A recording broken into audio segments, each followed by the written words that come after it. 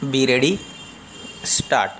The worker should be encouraged to make suggestions for the improvement of methods and handsome rewards prescribed for the savings that accrue to the company by the adoption of the suggestion. The quick examination of suggestions made by the worker and the reward and appreciation that he earns are certain means of creating a sense of participation. A suitable grievances scheme should also be introduced and its implementation watched from time to time by the managing director to ensure that grievances are attended to promptly. The above schemes would of security and of participation, however, as a means of creating healthy labor relations. Most important is the creation of job satisfaction. Job satisfaction flows from good conditions of work and the opportunity given to the worker to learn more and educate himself for more responsible work. Courses for giving insight into new techniques enable the worker to enlarge his outlook. A liberty of for workers use in which the latest technical journals relating to the type of industry in which he is employed should be made available.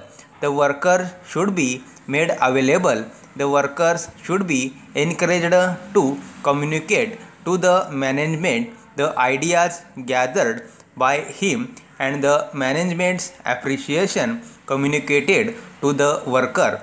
Trade unions in India are not playing their part in increasing productivity and in the creation of a healthy industrial climate.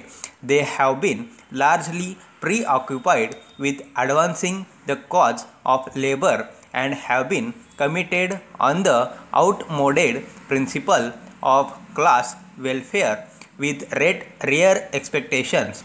Leadership of trade unions is in the hands of political parties who have been using them for political ends. The attitude as it exists today, whereby trade unions are oriented to furthering the cause of labor only and taking full advantage of the guaranteed liberties to constantly indulge in agitation and inculcating a feeling in labor that they are being exploited is not leading to healthy industrial relations or to the creation of a climate which the aims of trade unions would be to increase production and productivity.